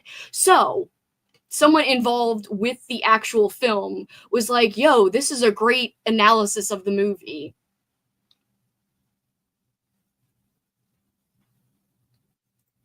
All right, so if we break down the director's cut, we do get more answers. So, Roberta Sparrow explains in the book the fourth dimension of time is a stable construct, though it is not impenetrable. Incidents when the fabric of the fourth dimension become corrupted are incredibly rare. If a tangent universe occurs, it will be highly unstable. But again, we don't know what the cause of this was. That is up to like us as the viewers to interpret. Eventually, the tangent universe will collapse upon itself, forming a black hole within the primary universe, capable of destroying all existence. And so, hence Donnie's mission to save the primary universe, aka the world. All right. Dun, dun, dun. We don't know the precise moment the tangent universe, and this is all read from the Medium article. We don't know the precise moment the TU was formed, tangent universe. We know that Scary Bunny Frank only exists in the TU. So when he starts speaking to Donnie just after midnight on October 2nd, the TU is the world we see on screen. So the tangent universe. So as soon as we see Frank, the tangent universe exists. It has begun. So it formed before the plane engine fell. So it would seem that the accident was not the cause, but an effect of the wormhole opening and the TU being formed. I thought that was a really fascinating take because I, for some reason, thought that the plane part landing was the creation of the cause of the tangent universe. But she's arguing that it is an effect, not the cause. I was confused at that because seemingly was affected in that timeline. Another interesting observation I had is that the main bully's name is Seth Devlin. Seth is the Egyptian god of chaos, and Devlin obviously evokes devil, and his friend is played by Seth Rogen. I love seeing young Seth Rogen, and he's just like, I like your boobs. That's like the one line that he has, and it's freaking ridiculous. I like your boobs. It's actually a tie-in, The Langoliers, and the engine was from the plane in that movie. That would be so absurd. That makes some kind of sense. It would also explain them sitting together laughing over Donnie randomly. That is what the article says, is that when the teachers are laughing and they just say Donnie Darko, I know. They're like knowingly being like, he's the one who's got to save us. He's the living receiver. Can you believe he's the one? I know. So that could be why they're laughing together. It's so fun. It's so fun to talk about. I also love to notice the four elements in movie symbolism. Sorry. Obviously, fire and water are relevant. So, yes, water and fire are very relevant. And especially, so this is the big spoiler part, especially Melissa, if you're still here. So, yes, you could say that you could argue maybe it was his mental illness causing him to see things, and none of this even happened. The reason why, if you watch the director's cut, you know that not to be the case is because there's way more scenes with his psychiatrist, Dr. Thurman. And in the very last scene between Donnie and Dr. Thurman, she says, you can stop. This is big spoilers. If you don't want to know, I would tune out right now. But she says, you can stop taking your pills They're placebos. They're just water pills. Water pills. Some people say maybe it was the pills helping him have the visions because water is instrumental in having the living receiver like do what he has to do, kind of thing. And also just kind of I forgot how it's phrased, but water is very relevant as is fire. Also air with the plane and even the leaf blower. That's such an interesting take about the air element. I didn't even think about air. Alex wants me to tell you guys the high school in Donnie Darko is the same high school from the cartoon Doug. No way. I have to look that up. That is so funny. I had no idea. I'm not going to be able to continue this conversation. I could lose my job, says Noah Wiley. I saw something about that on a video. Frank outside honks his horn to warn Donnie's sister because I would assume he sees the engine falling. So the TU starts a few seconds before. Also, you could, I think the Medium article, again, referencing this same girl who wrote the article, she might have even argued that you could say that in a way Frank knew, or TU Frank knew that, like new remnants of what was to happen, so he honked. I don't know. I mean, I guess that's stretching it a little bit far, but I do like your idea of the warning, because wouldn't you see it? I mean, you would have to hear something, right? Side question, does your love of this movie have anything to do with you disliking Back to the Future? It's funny because they reference Back to the Future. They even reference the DeLorean, but it doesn't have anything to do with me disliking Back to the Future. I just never got absorbed in Back to the Future for some reason. It never captured me. My dad bought me the 3-movie set, like special edition set on DVD back in the early 2000s, and I watched them all on Christmas Day, I think, and maybe over Christmas holidays. And I don't know, something about it. I don't know. And the funny thing is, I love Christopher Lloyd and I like Michael J. Fox, okay, but I don't know. That is interesting. It does change things for me. Maybe the cause is Donnie calling his mom a bitch. Like, he gives in and takes his meds, which is him conforming to normalcy society. So that's where things go wrong? Question mark. That's an interesting theory. I hated Southland Tales. Oh my god. I remember being so hyped to go see Southland Tales. I thought it was going to blow my mind after Donnie Darko. Wasn't there a lot of dildos in that movie? That's all I can remember. Was there something about dildos or penises? I don't remember. I only saw it once. I rented it from Blockbuster, I believe. I was very excited to rent it, and I just remember I also think The Rock is in it. Anyway, my face fell. I was like, what? Like, this is nothing like Donnie Darko. However, if I saw it today, would I like it? Would I understand it more? I don't know. Maybe I was judging it too harshly back in the day. I am a completely different person now, so who's to say if I rewatched it today? But I'm scared to rewatch it just from what I remember feeling after watching it the first time. Of course, the jet engine is a relic of the TU, making it a paradox. Because, yes, how can it exist there and there? Because it kills Donnie, and yet it is the sacrifice that saves his mother and sister from the plane crash in the TU. Oh, no, yes, I'm sorry, I stated that wrong. You stated it perfectly. It's a paradox because it's the plane crash where they would die, so the crash never happens, but the engine being there is a paradox. Because you have to kill Donnie in order to save the mom and the sister. But the engine doesn't exist without the mom and the sister dying. So yes, exactly. That is my biggest complaint about the director's cut. He is saying, her saying is the placebo pills. Why would a psychiatrist lie to his parents about the medication? I mean, she couldn't. That is a big question about it. Why was that put in there? Does anyone have any theories about that?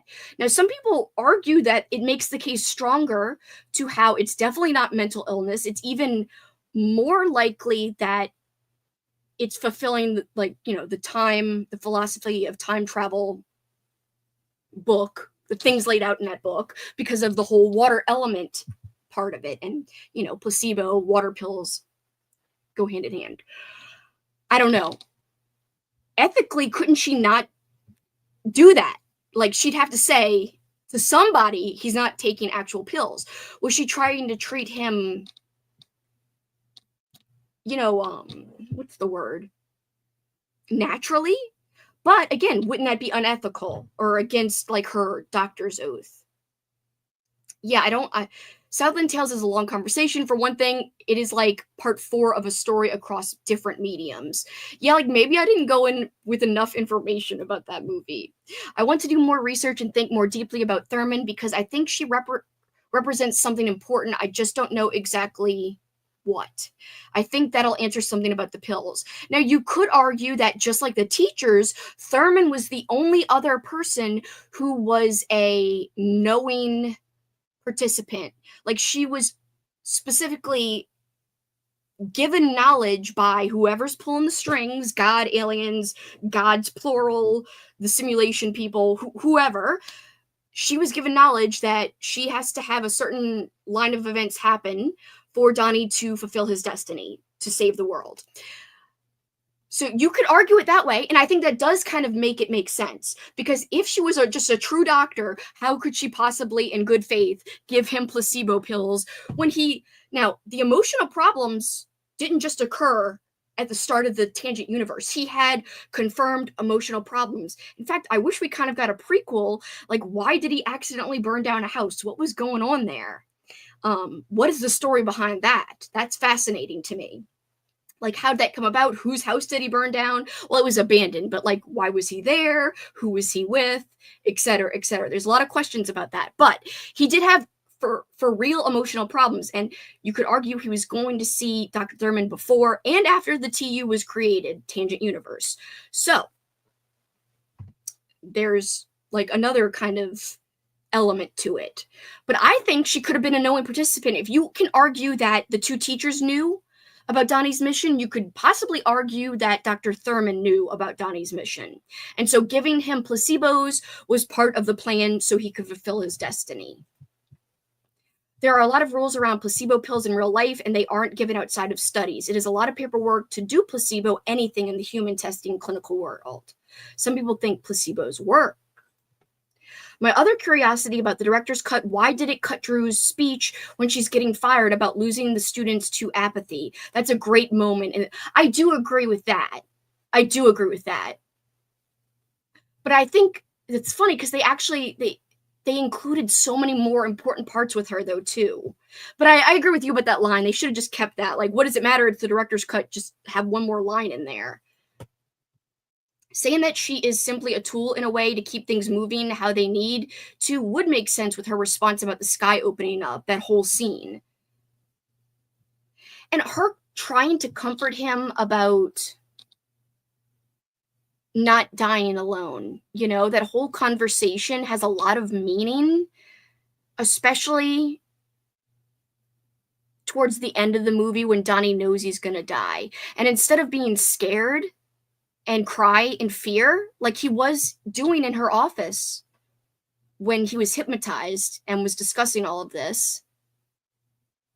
Well, no, he wasn't hypnotized when he was like saying, I don't want to... She's like, do you believe in God? This and that. And not only does she talk about the pills being placebos, she also mentions that randomly, without being prompted, that he's not an, what is the word? It's not that he doesn't believe in God. It's that he's an agnostic. So that he is not saying God exists, but he's not saying that God doesn't exist. So he's not denying that there could be a God or, you know, some kind of thing like that. So she confirms to him, you're an agnostic. You're not an atheist. That's what she says. Why say that too? What is the point of saying that right there at the end, where she knows if she had a higher purpose in his life to help him fulfill his destiny, then she would know that this would be the last time she would see him before he would either fulfill or not fulfill his destiny. If he didn't fulfill his destiny, wouldn't they just be caught in a time loop? Or, I mean, I guess the universe would end. There would be no nothing. The world would come to an end. You're right. It wouldn't be a loop. Okay. Answer my own question. But the point is, the more I think about it, especially in the director's cut, her last meeting with him, I feel like she has to know more. Why would she say that otherwise? And why would she give him placebos? But also, maybe she helped him, but also the events that transpired, I think, help him accept his fate. That is why we see him laughing at the end before he actually gets crushed. He's accepted, okay, once I go to sleep, I'm going to be dead, like, after this night. Like, I'm not going to live through the night, essentially. A lot of things she says are a lot more direct and pointed than things a normal psychiatrist would say. Like, she clearly is kind of guiding him somehow. Yes, he's not an atheist, he's an agnostic. And I feel like that specific line had a lot of meaning, at least in the director's cut. Speaking of time loops, we didn't even talk very much about Roberta Sparrow having also possibly been in a similar position to Donnie in her life. Yes, because why else would she change from being a nun to then becoming a science teacher all of a sudden? However, I think, much like Donnie, whatever happened to her, whether that be going through maybe her own tangent universe and having to do something, maybe not die, but having to do something to fix the primary universe, to right things, you know, she's not an atheist, because her book called The Philosophy of Time Travel opens with a prayer. So she doesn't disbelieve in God, and she's not arguing that God doesn't exist, but she's not a practicing nun anymore. So much like Donnie, she too maybe is, once she stops being a nun, maybe she becomes an agnostic. Maybe her experience and her knowledge of the world kind of changes her whole perception of life and the universe and who is pulling the strings or what is happening. But it also obviously drove her crazy a little bit, since she just walks back and forth to her mailbox and eventually loses her mind. Now, there's a great, I don't remember which article either. It's probably the Medium article, but there's a great part of one of the articles I read which talked about how whatever she learned or experienced after she wrote the Philosophy of Time Travel book broke her mind so much that she could not even, like, exist and be sane anymore. So something had to have happened to her, from going from being a nun to writing this really perfect book that explained everything that was happening to Donnie. So basically, she found the answers of the universe, and then the answers were so massive or mind-blowing that she lost her mind, essentially. She said a lot of weird things that didn't even have a logical through line in their conversation. I think you mean Dr. Thurman, right? He got upset during hypnosis, and she starts talking about the sky opening up and the world ending. Like, what? Again, I think she has a higher purpose in his life, a planted kind of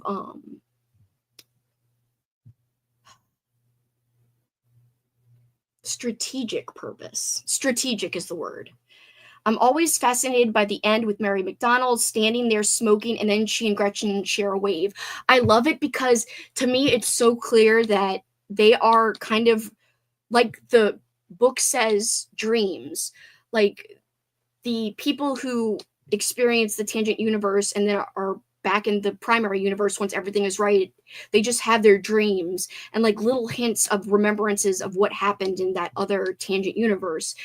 And I think the wave that they share at the end, Gretchen and Donnie's mom, is a little bit of that leftover memory of their previous connection that they would have had Donnie lived, had Donnie not sacrificed himself and righted things. They would have eventually become, they would have both had something in common. The most important person in their lives would have been Donnie at the time. So yeah. How did she know that? What even made her say that? Again, I think it's because she knew things. I want to know about the Frank that Donnie's parents were talking about. That's why her walking back and forth to the mailbox is so symbolic. One could argue that she's, like, waiting for a letter from Donnie, the future TU, or that she's also in a time loop of her own. Yes, yes. Where did she get all of her rumored gems? One of the articles points that out. Like, how strange is it that a random ex-nun / science teacher would randomly have a huge collection of, really valuable gems? Like, how did she get those? More questions to ponder. Did you guys hear that apparently, I don't know if this is true, but Richard Kelly, working on, like, a Donnie Darko 2? I don't know if this is really true, but that would be kind of incredible. And riches. Yes. How did she get those riches? Yep. I don't know. Sorry, there's this gnat is driving me crazy.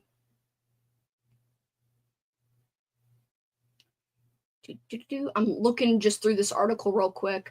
Man, I wish I had highlighted stuff because when I was reading this the other day, I was like, "This is genius," and I was all like, "I love this," and I was like, "This is the reason why I'm alive." Anyway, like that's how excited I was reading these articles the other day. I was like, "This is like the shit I live for." I don't know, whatever.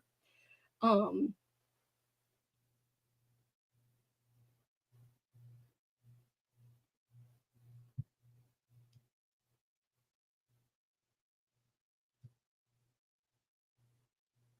this is just explanations. I know all this. Yeah, yeah, yeah. Blah, blah, blah.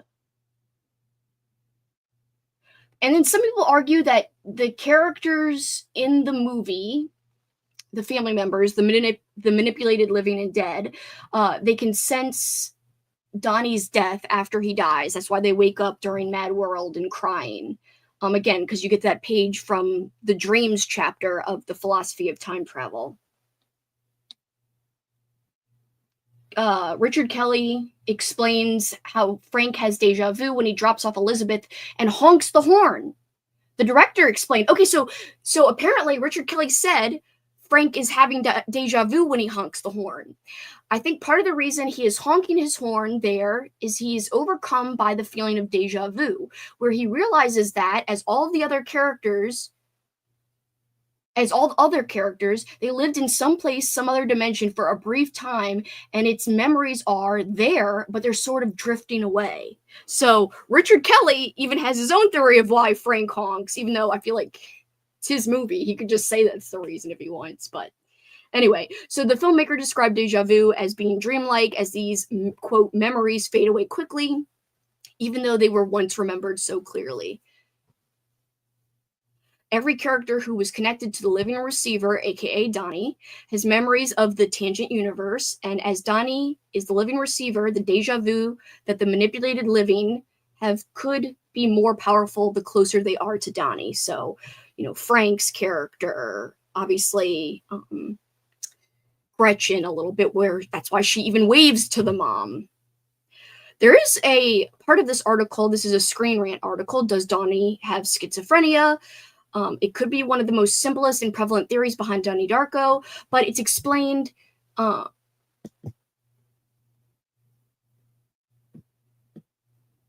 Yes, here's where I read it was the film at first was called out because they said it was like a misrepresentation of schizophrenia.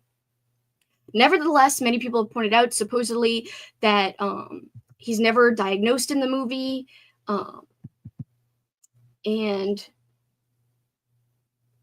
the problem with the theory that he's schizophrenic is that Donnie Darko never explained what he saw, heard, or experienced was a delusion. They all, like, to him, really happened. The audience never sees the mirror cracked. As far as the movie allows, everything really happened in the way it is shown on screen. So that kind of dispels the theory of that it was in his head, it was a mental illness, he was schizophrenic.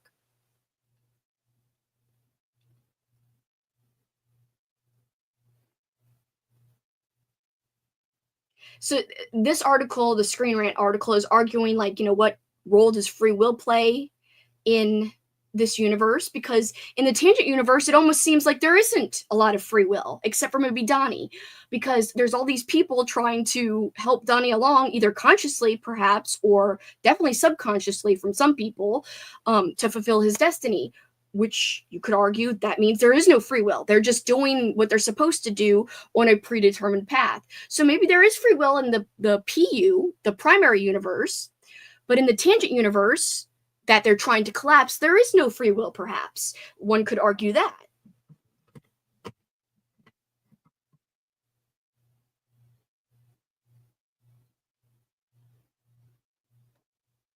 The net is from a tangent universe trying to tell you something. It's like, I've come back.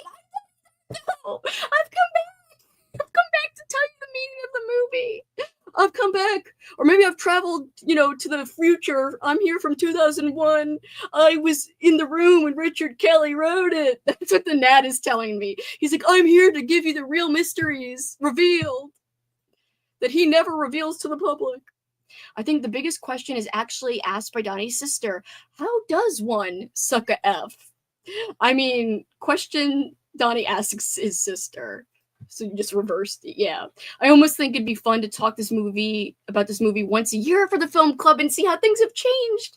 I love that because I will say I used to think there was a lot more to interpret back when I first watched it way back when. So like as I'm older, I feel like I understand it more, but there's still a lot of kind of amazing things you can dissect, especially as we get older and maybe our perceptions of the world changes, you know? Oh, one of my favorite things that I've always kind of noticed is one of my favorite shots. I don't know if you guys have a favorite scene or shot. I do, as we start to wrap up, want to hear about you guys' favorite character, favorite scene, favorite lines, whatever. I know some of you guys shouted out, of course, I doubt your commitment to sparkle motion was a favorite line by like Katrina and other peeps. Of course, Cameron shouted out some of his favorite parts. One of my favorite scenes specifically, it's not a piece of dialogue, but it's a specific quick shot before Donnie dies, basically before it pans over and you see him laughing. We get a close-up of the drawing of the eye on his wall, and within the eye is the skull. And I feel like, in a way, it's kind of symbolic of his death, but also the acceptance of his death. I just think that's such a purposeful shot and close-up there of, like, the drawing of the skull within the eye, and the fact that we are to assume, I'm guessing that it's his drawing, we're to assume that he's drawn that, like, you know, what is he thinking? Is he already somehow thinking and dreaming about death this whole time, even though he doesn't know that what he needs to do is to die, to write things? So I don't know, I feel like the eye with the skull in it has a bigger meaning, or maybe I'm just placing like heavy symbolic or heavy symbolism on it. I don't know. I actually do think that's a great idea. I don't know if you guys would get sick of it, but I would totally be down because guess what? I would actually print out my pages and highlight shit next time, and I would watch more documentaries. In fact, right before I was kind of a few minutes late because I was watching a YouTube video where he explains everything that is laid out in the director's cut, but then he goes a step further and he kind of talked about some extra things you could still talk about, like who's pulling the strings, kind of like how I've talked about here throughout our conversation, you know, the existence of God. Does God exist? That is a big question too, again, in the movie itself. I think the movie definitely has a large religious tint to it, but I don't think it's pro-religion necessarily, but I do think it's pro.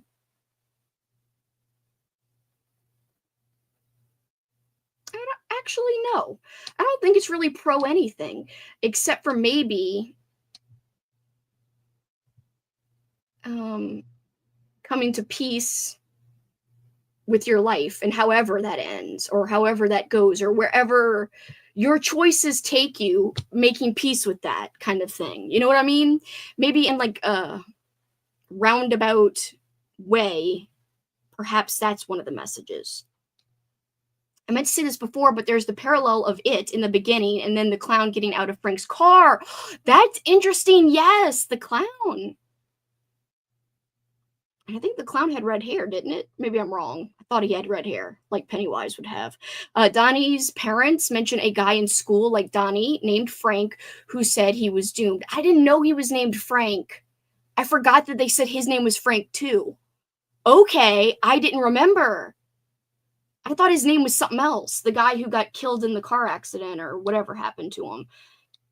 The doomed guy. Frankie Fiedler. Oh, I didn't know it was Frank. So Frankie, I just didn't make the connection. Frank and Frankie. Oh, that's kind of genius. That's got to be on purpose, right?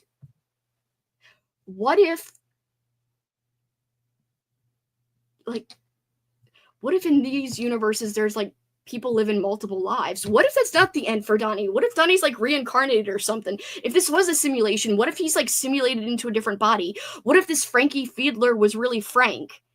And so, you know, to make up for him dying in a past timeline, he was reincarnated as like a teenage boy. And this time he's got to like stay alive. And so when the possibility of him getting killed again comes up, they got to write the universe back to where he won't get killed because he was already killed in a previous life, perhaps. And so when he was reincarnated, he wasn't supposed to die the second time around. I don't know, like, that's crazy. I just came up with that out of nowhere. I pulled it out of my ass, but it kind of makes sense. I don't know.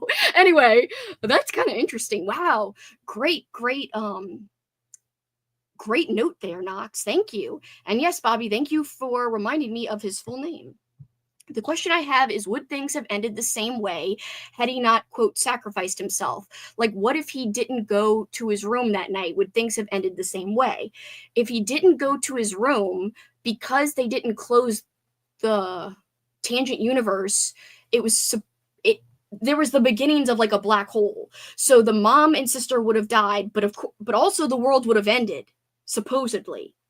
That's, I think, at least the gist I got is the world, the primary and the tangent world, the whole entire world, both versions, whatever, since, the TU is just an offset of the PU, it would have ended.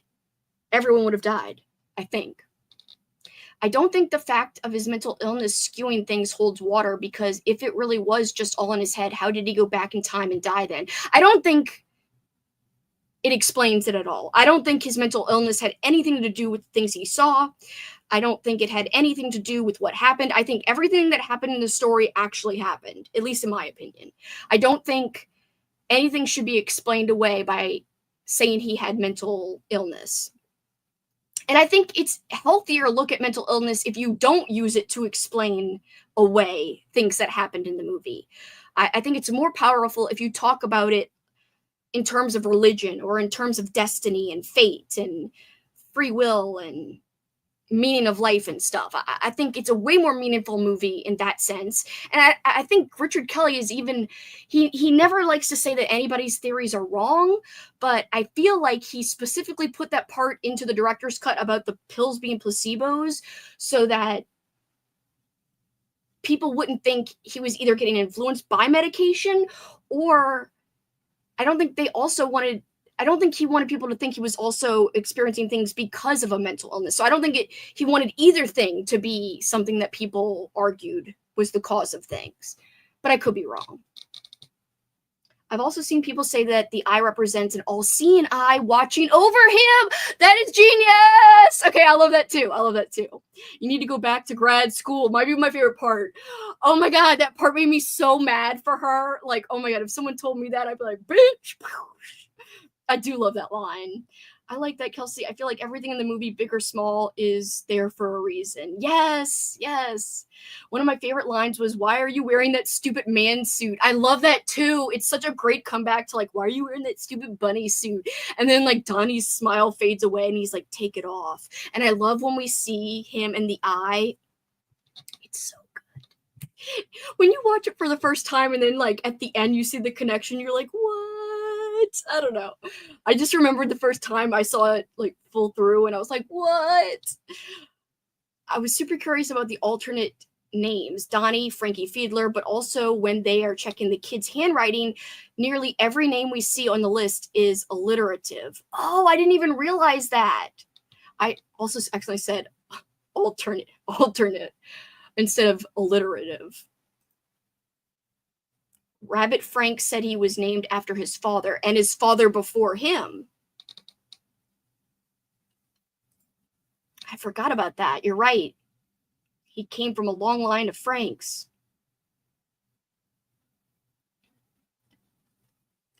It's definitely like Schrödinger's universe, though. Like, since he did go to his room, we'll never know for sure. Yes, because it never transpired that way. Public service announcement, don't watch Samantha Darko. I did watch it. I rented it back when it first came out. Seriously, Kelly had nothing to do with it and resents it. But he doesn't, like, he's like, he will never watch it. He said that. He's like, as far as I'm concerned, there is no sequel because it was made without my permission. I had to sell away the rights. I've never seen it. I will never see it. There is no, like, to him, there is no S. Darko. Like, it doesn't exist in his Donnie Darko universe, which I understand. But back in the day, when it first came out, I did watch it. I rented it, and I didn't like it. I also like numerology, and I saw something about Frank saying he's named after his father and his grandfather would represent FFF, aka 666! Speaking of numerology, which freaking article was that in? Oh, man, there was a great thing about numbers. Where was it? Was it here?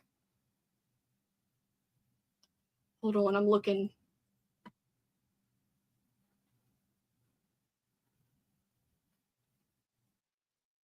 Show me the numbers, bitch. Where did I read this? I should have freaking printed this out, and I'm so mad at myself for not highlighting this stuff the other day. Because I was seeing so much great shit the other day, and I was like, I could say this, and I'll be able to bookmark it and come back to it and find the spot. But clearly, Kelsey, no.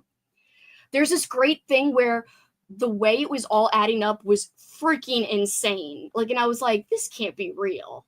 Like, this can't be on purpose, right? Like, I was like, this is too amazing.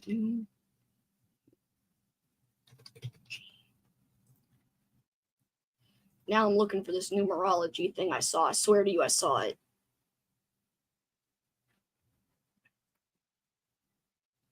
I mean, it was so cool, whatever I saw, because it was like if you add up, or so it's like, I remember one of them, the mom and the sister coming back from the dance performance. They're about to get on the plane. They get on the plane for like noon, I think, or they're supposed to, or like midnight. So 12.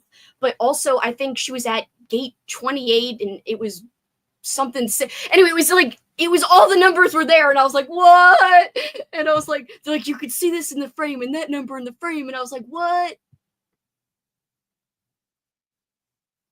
But of course, when I want to read it to you guys, I can't freaking find it. We are going to discuss this every year so that I could bust out these article quotes. I don't think Donnie is actually mentally ill. He's a special person put on Earth with a specific purpose, and the mental illness was just the other character's way of explaining him to themselves. I think that's why I also like the line of the dad that is only in the director's cut version of saying, like, I wish I remembered the exact quote because it's said so perfectly. Donnie Darko quote about bullshit.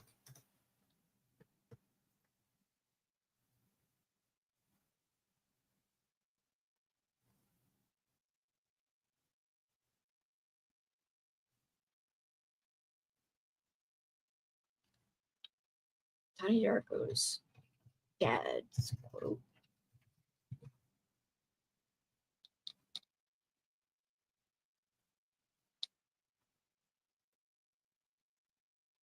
Bitch, AI was gonna show me the quote. He's like, here's the quote, and it didn't show me the quote.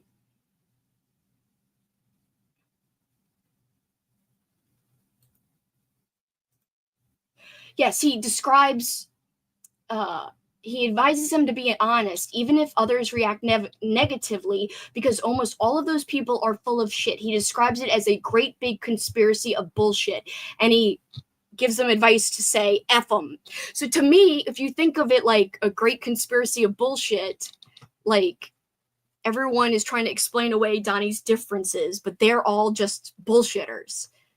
They can't take Donnie's uniqueness and honesty and realness and specialness. So I love that, Cameron. I love that. It's so hard to choose a favorite part or scene. I just love it. I agree, Cameron. He doesn't fit in a neat little box, and society likes boxes. I bet this is what you're going to say, but all the numbers in the countdown Frank gives Donnie at the start add up to 88, which is a ton of symbolism. Or 8, not 88. I don't remember. Yes, that too. That was part of it, but it was like, it adds up to this, and that's important. And then it was like, blah, blah, blah. But it was other shit too. It was like crazy stuff that you wouldn't have believed. Also, it's weird that the film was made in 28 days, or filmed in 28 days. I agree, Cameron. There was so much info. Oh, it is 88. LMAO. Very complicated and confusing because the year is 1988. Also, yes. The year is 1988. 8 represents infinity. Yes. No. I read that too, but it was like a whole big paragraph about numbers, and I was like, yes. And I like that shit. I don't know. Anyway, they reminded me of numbers. I did like that movie when I first saw it. That movie with Jim Carrey. Wasn't Jim Carrey in it? Anyway, love it. I'm here for it. I'm here for it too, Ash. I agree with M. I think about Richard Kelly's career a lot. Donnie Darko is such an accomplishment at such a young age, and then a huge misstep with how Southland Tales came about, and nothing new in years now. Yeah, I think I read it. I don't know if it was an article or a Reddit post or something, but somebody was like, I was so excited about Richard Kelly's career. And like, he was like one of the fresh new kind of voices and fresh new directors like coming about. And then Southland Tales happened. And now, kind of not really in the public eye, you know? And that kind of sucks because, like, what else could he have given us? You know, I think there is a lot of things he had left to give. If he ever was going to make a second Donnie Darko, I would freak the F out. I'd be like, whoa. In one way, does it really need it? No, because it's kind of fun to not have things answered in a way. But in another way, I would like to revisit the universe and see what's up and see what he has to say about things. I think that could be kind of special and fun. So anyway, I could go on about this all night, guys. I will share all the articles on the Discord. If you're on my public Discord, that's where you can talk about the films as we go. I do want to remind you guys that this month's film is Midsommar. Picked it because of the spring vibes, and we are in spring now. And I think it's another movie that you can analyze just as much as Donnie Darko, maybe even more when it comes to the visuals of Midsommar and the symbolism in it. But I feel like Donnie Darko, there's a lot of symbols we didn't even touch on. Like in the director's cut, you see the big eye.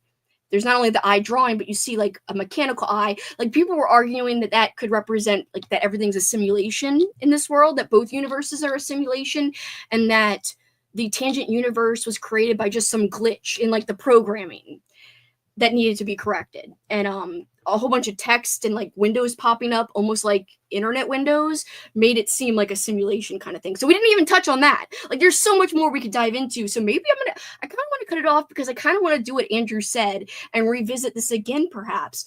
Maybe in a year, maybe in 2 years, maybe every year. We will see what people want to do. We'll put a vote out and see if people want to do a yearly rewatch and small discussion. Or what? We'll see. But I'm excited about Midsommar because I do think they're very different movies, but they're both really great to break down, Donnie Darko and Midsommar. I think they're both movies that you could talk about for 2+ hours. Like we're already at almost 2 hours here. So I have no doubts that we can find just as much to talk about Midsommar. And my friend Jen, she is one of my favorite people. She's so academic, so smart.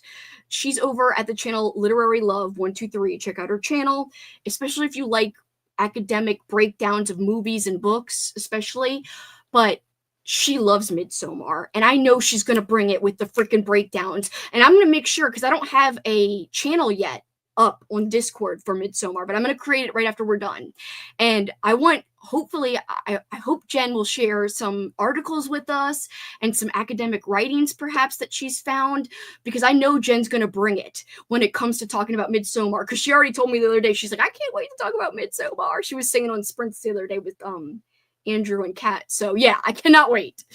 She's going to bring it, is basically the point. We're going to have like a lot of analysis, and it's going to be awesome. And I feel like we had such great discussion today, guys. Thank you guys for letting me go ham a little bit, get really excited about one of my favorite movies of all time, really. I would say it's definitely in my top 10, for sure. Let me get to the last couple here. I think a prequel about Roberta Sparrow would be amazing. Oh my God, it would. Like basically kind of answer why she ended up the way she did. This was an absolute awesome chat. Thank you. So well thought out and such an excellent discussion. Thank you.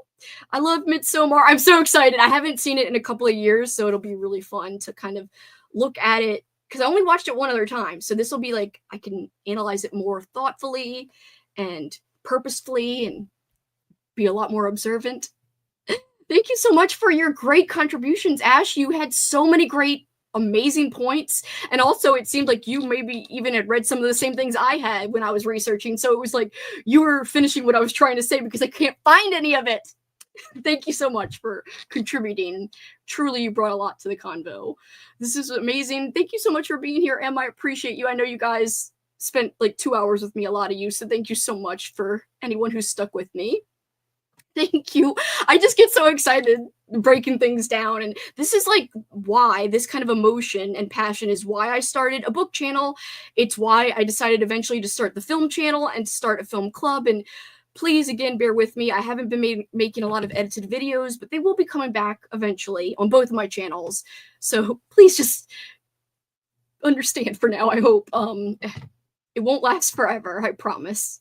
It's been a whole lot of fun. You added so much to this, Bobby. Thank you for being here. I really appreciate you. Thank you. I'm so glad you enjoyed your viewing of it too. That makes me so excited. Midsommar gave me a nervous breakdown when I saw it alone in the theater at midnight. Holy shit, at midnight, I would have been like beside myself. Thank you, Melissa, and I'm so glad you enjoyed your first viewing of it. It made me so excited that you checked this out. And I appreciate you hanging. Thank you, Cameron. Thanks for hanging. Thank you. And thank you for watching it for the first time, Eleanor. I'm so glad you loved it. Thanks, Amanda, for hanging. Thanks, Erin. I loved hearing your theories. I loved going back and forth and breaking it down with you. Guys, I appreciate each of you all so much. If you're watching this after the fact, please give me your theories, opinions, favorite scenes, characters, whatevs, lines down below. Just because you missed the discussion live doesn't mean your voice can't be heard too. Comment. I want to hear what you have to say about Donnie Darko. What was your rating? What are your theories, etc.? Oh, 8 on the stream seems 18 on the stream seems symbolic. I can't freaking speak. Symbolic. We're gonna start breaking down numbers after this too. Maybe I have to rewatch that movie with Jim Carrey. I don't know. I remember it being a little weird, but thank you all so very much. I appreciate each of you, and I will see you very soon, hopefully with another stream or perhaps an edited video. But till then, take care, guys. Bye.